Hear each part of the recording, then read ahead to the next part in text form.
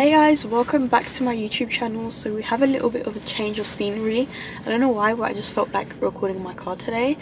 I really wanted to answer some of your dilemmas today. I literally just put on my Instagram, send me your dilemmas, so I'm going to be talking to you guys through that and hopefully sharing a little bit of my life experiences so that I can give you the advice.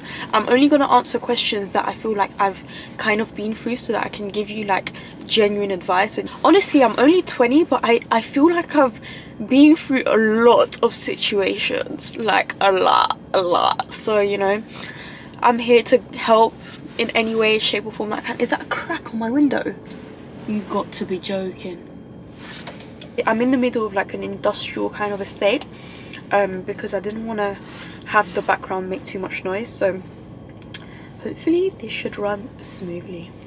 Yeah, as I was saying, so yeah, I'm literally 20, but I feel like I've gone through like a lot in my 20 years of life. So I'm here to help you guys and share a little bit of my experiences so that I can give you some advice with your life dilemmas that you might be going through.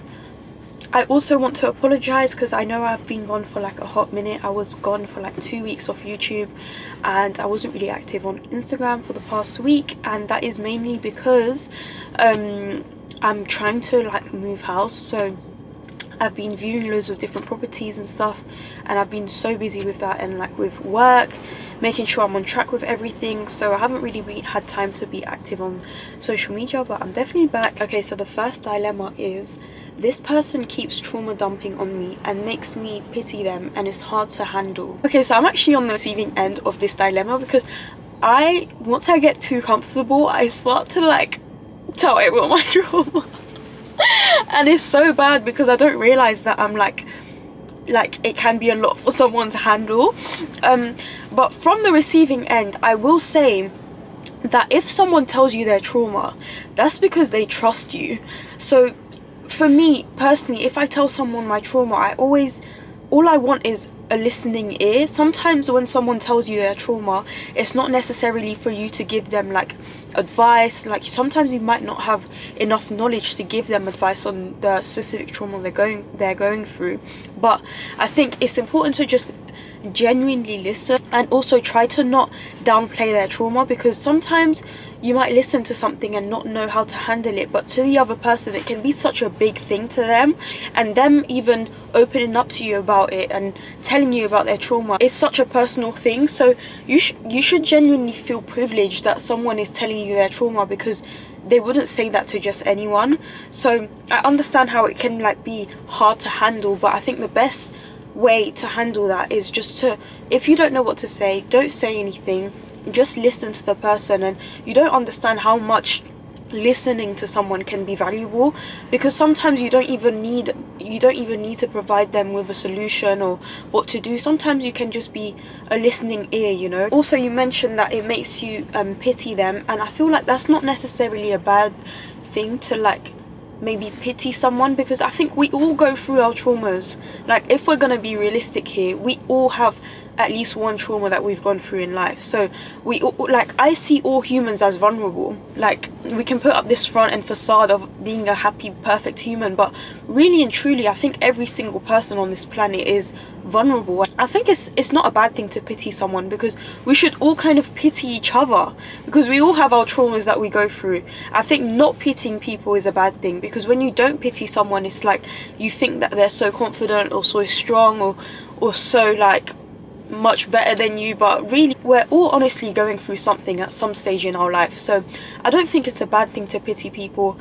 Don't run and tell other people their trauma, and also don't use it against them. So if you're in a argument or anything like that, don't use their trauma that they've told you in their vulnerability against them. That's genuinely the lowest thing you can do to a human. Like if someone opens up to you about a trauma or something they're going through and then you use it against them, that's literally the worst thing. Like that is low barrel. Don't do that. So, you know, just keep it to yourself, listen, and just try to be a good friend. And then definitely don't give advice when you haven't been through it yourself. Okay, next. I am so insecure about my looks, so over time I have been avoiding mirrors and pictures. It's affecting my mental health. I just keep on comparing and hating myself, which is not me. I used to be happy and not anymore, and I'm only 15. I just want to get confidence back. I just want to get my confidence back and feel like myself. Can you please help me, because I want to upload pictures like you. Aww, that's quite sad, you know. I feel like at 15, just know that you are not alone. Like at 15, I definitely wasn't as confident as I am today, and I feel like school kind of breaks your confidence, because no matter how confident you are at home, once you go to school you get humbled. Like, children are really evil in school. Kids were really evil to me in school. There was even a period of time where I completely left school for like 3 months. I said I'm done, like I'm out, I'm not coming back. I think the main thing about being confident is not seeking others' approval, because there's always going to be someone somewhere that doesn't like you and that's going to bring you down for something that's not even true. So someone can say, oh, I hate your lips, but then everyone else likes your lips, but they're saying they hate your lips just because they don't like you, not because they don't like your lips. And now you're taking it personal and thinking that, oh, you might start to build an insecurity about your lips when your lips are flipping gorgeous. Like, it's just a small example, but you know what I mean. I genuinely believe that our confidence is broken by other people, because when you're born, when you're a kid, like, you're not unconfident. You don't look at yourself in the mirror with disgust at like 3 years old. So who's put these thoughts into your head? Because it's not you, it's other people around you. So when are you gonna take action into your life and say, okay, I'm gonna block out everyone's opinion, I'm gonna stop searching for people's validation, because people don't always want what's best for you. Genuinely speaking, like something as little as sending pictures to your friend to ask what's the best picture, I don't even do anymore. Like, I post what I think is best because it's my Instagram, it's my page. So I don't ask for people's opinions before I post a picture. You just literally have to remind yourself that your opinion is more important than other people's opinions, because it's literally your life. Main character vibes forever. Like, I've said this in my other video and I'm gonna say it again, you're the main character in your life, so you have to remember that it's your opinion that matters, and your opinion only that matters in your life. So everyone else that's bringing some sort of negative opinion, they can go, they can get the ASAP. I also want to mention one last thing, because she said I want to upload pictures like you. Just remember that my pictures does not equate to my confidence. So there's people that you would, like, genuinely speaking, you will see people online that look so confident in their picture, but in real life are so insecure. From a personal standpoint, I'm not an insecure person, and it's not because of what I have, what I look like, my mindset. It's not because of any of these things. I'm a confident person because I know what I stand for, and if you don't agree with it, that's fine, but that doesn't mean that I'm gonna take on your opinion and it's gonna affect my life, you know. So I think to be a confident person, you have to be validated in yourself without anyone else's approval. That's literally the best advice I can give you, because when you listen to other people, that's when your confidence genuinely starts to like shatter. Or when you compare yourself to other people, that's when your confidence lowers as well. Always compare yourself to you. Like, that's what I literally always do. I always compare myself to how I was a year ago, 2 years ago, and if I've progressed from that time, then I'm proud of myself and I'm more confident. I never compare myself to someone else's journey or what they're doing, because you don't know how they got to where they are or what they did to get to where they are. Because sometimes people aren't even sure of themselves. Like, genuinely speaking, it's like the blind leading the blind. Like, you're looking up to someone and they're looking up to the next person, and they're like, when does it stop, you know? So start to look up to yourself and who you were and who you are now. That's my best advice that I can give you. I've been dating this guy and effort went out the window after like 4 months. How do I revive it? You know what, some guys are kind of stupid, so you kind of just have to teach them how to treat you. You need to set the pace. Don't let him. Rule number 1, do not let these guys set the pace. You need to set the pace. You need to tell him what it is. Don't let him tell you what it is, because that's when everything becomes a blur and have no boundaries anymore, and you're doing anything that he says to do because you're letting him lead. I'm not gonna let no guy boss me around or tell me what to do. So I'm gonna tell you what to do, and either you're gonna do it or not. Not in a way where I'm bossing you around or being like overly dominant, but in a way where this is my boundary, this is what we're gonna do, and if you're not down, then that's fine, someone else will be down. Do you know what I mean? I've actually been in this situation, and you know what actually works is like putting him on a ban. Like, you need to put him on a ban. You need to tell him, like, we're not doing this, we're not chilling at mine, we're not chilling at yours, we're going out.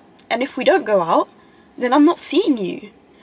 Set the pace. Set the pace. Like, don't let them set the pace, because if you let them set the pace, the guys will be happy to chill and do nothing for like the whole of their life. If you're the type of girl that's going to accept that, then the guy is not going to set the pace. They're gonna be all perfect and do all the amazing things at the start, but then once they got you, it's like, why am I putting in effort, because she's gonna be there anyways. So always remember that you're the catch, you're the queen, you're the one that these men want, not the other way around. We're not chasing them, they're chasing us. Okay, period.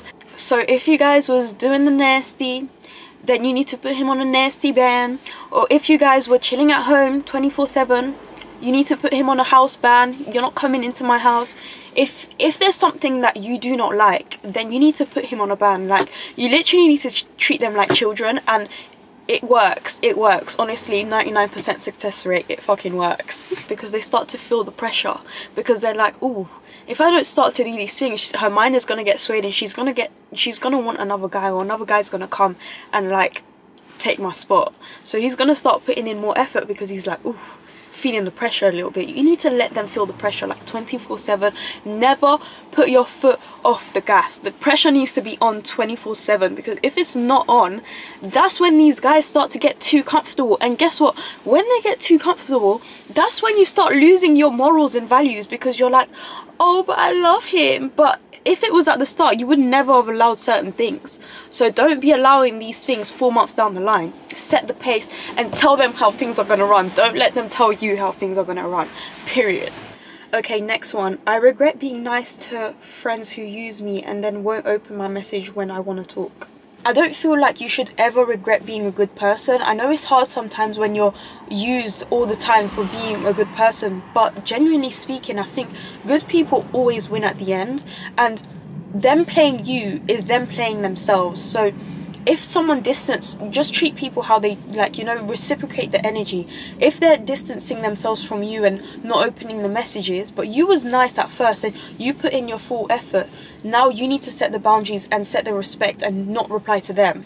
It's not even to play a game, but it's just a level of respect. If you disrespect, trust, you can get that energy back.